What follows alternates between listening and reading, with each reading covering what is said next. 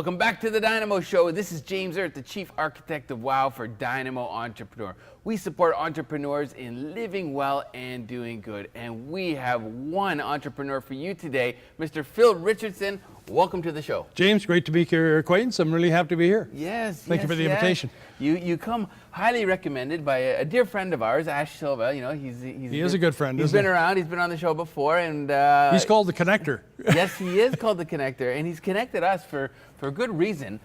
We have a lot of similar passions, and we're going to get into talking about those passions. But before we do, let's take it back a few years. You know, I know you have quite a story, and let's maybe talk for the first half of the show a little bit about your personal side. Sure. Well, you know, James, I have to say to you that I've had a life of blessings. Oh, great. You know, I had the most wonderful parents, a wonderful upbringing. I don't have the stories to tell that so many unfortunate people do who had stress and agony, actually, in growing up. I had quite the opposite.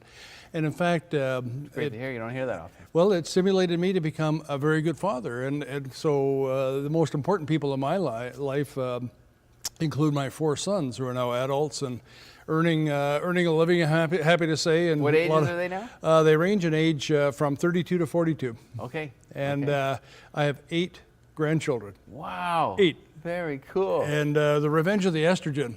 7 of them are granddaughters. Oh, goodness. Which is great, of course. The I love it. revenge of the estrogen. I love that as well. So they're, you know, they're really the love of my life, along with my partner, of course, Danielle Papillon, and she and I have been life partners for some time, and also we're business partners in our business. Take the step ahead, but we'll get on to that later. Yeah, very so. Good. Really, I have a foundation that's second to none, and I realize how blessed I am. And, you know, it probably really sank in when my last son graduated from university and I left home. That's awesome. At that time, I was single, and this is some 12 years ago. And I was asked to join the development company. I'm a property developer by trade. I was asked to join the development company of the Sheikh of Abu Dhabi. Oh, and, wow. And I was given a job that was phenomenal, and I'll talk a little more about that later. But what that did is it led me into internationalism.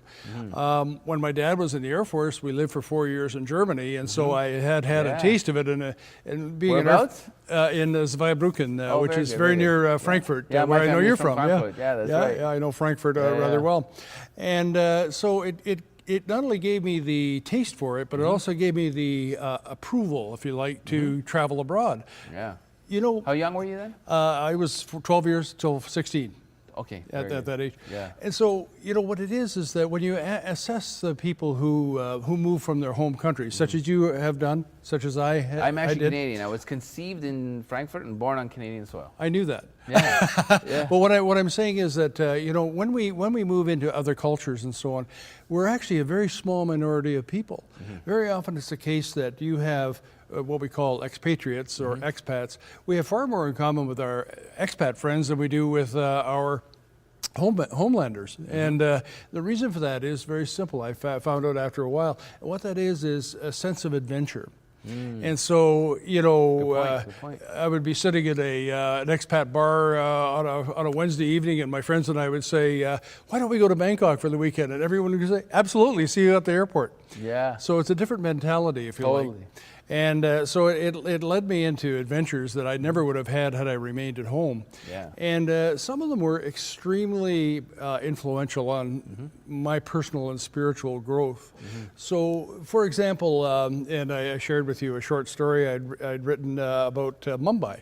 And I love Mumbai. I live part-time in Mumbai. I don't know if you knew that. I thought I got the impression that you did spend time there. India. Love it. So I was in the limousine of Tata. Okay. The back seat with the vice chairman. Yeah. We're driving along, and as you know, in the streets of Mumbai, it doesn't matter what kind of car you drive, you're all going at the same speed. Yes. And so lots of horn blowing, of waiting course. for the sacred cow to move. Exactly. Lots of horn blowing and so on.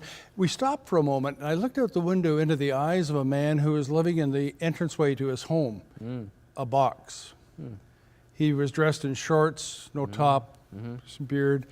We looked at each other, And at that moment, I had an epiphany. I realized that we were light years apart in terms of economic status, but he was my brother. Humbling. He's our brother. Humbling. And, you know, we often see them, these people, our brothers and sisters, in pictures, but when you're live and on the spot, you know, it's powerfully influential. Yeah. And it changed me dramatically. And so I would have to say that I've spent the latter part of my life getting rid of my ego.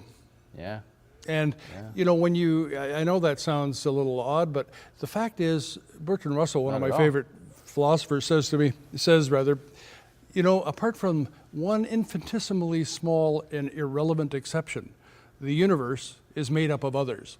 Yes. And so, you know, when you truly start to understand your place in the world and your relationship to your brothers and sisters, then you're vigilant for opportunities to give back. So true, value creation. And what happens is you can do that in a variety of forums and levels. Of course, there's charitable giving, but there's even more important giving, and that is in the form of giving people a net, not a fish, so that they're able then to sustain their own rise. 100%. And now, as an individual, you have to be a little careful not get too grandiose with this. Yeah. You know, we're all people and we have our limitations. So, you know, you say to yourself, well, can I make a difference in such a huge place as India? Well, the fact of the matter is, yes, if enough people are inspired to do that, one person at a time, you can in fact be helpful. Totally. So I have many friends in India and in China where I lived as well. Whereabouts in China? In China, in Shanghai, Kunming, and Shenzhen. Very nice. And so, did you pick up the language? Well, I did, but I have to tell you, when you work as a property developer and you're building these crazy big projects, man, I'm telling you, you're going 13, 14 hours a day. Yeah. My language lesson occurred in the evening, right? And so sometimes I would doze off. Yeah. So it wasn't as effective as it should have been. Yeah. But I get around in a cab. Let's put it that way. Yeah. Good. But you know, when you have that sort of platform from which to work and that kind of an approach to life, what I've learned is that then you can be truly influential and happy. Yes. Because we're actually fulfilling our purpose, which is to serve others. Yes. And you know, it's the case that in demanding circumstances, we tend to look inwards and we look at what it is that we need to do to eat tomorrow, right? And so we become very absorbed with that, and that's completely understandable. It is. But at the same time, you have to spare a dimension of yourself to grow spiritually. And you know, I lived in cultures that were Islamist, Hindu, Buddhist, and atheist. I lived in all those cultures. And as a Christian, I learned so much more about my own faith. And not as a put down by any means, but I mean to say, you understand that love is really the binding element. It is. And you know, love is what it is that you have to, that's the destination from which you have to come, and the destination to which you have to go. Love is the answer. Yep. Now, if you were to share maybe 3 nuggets before we go to commercial break, having been that international traveler, for maybe some of the international traveling entrepreneurs that are watching this show, what 3 tips would you give them? Well, you know, and sadly, I talk a lot, so I could give 300 of them. But what I would have to say is this: be humble. Yes. As a Canadian, so you know, firstly, do that. Secondly, be attentive. Yes. And learn. Keep your mouth shut and listen. And thirdly, 2 ears, 1 mouth. follow your ethics and your own practices so that people see through example who you are and what you do. Walking the walk. Thank you so much. Yeah. We are going to be right back and we're going to talk about business and we are going to talk about Ferraris. Stay tuned.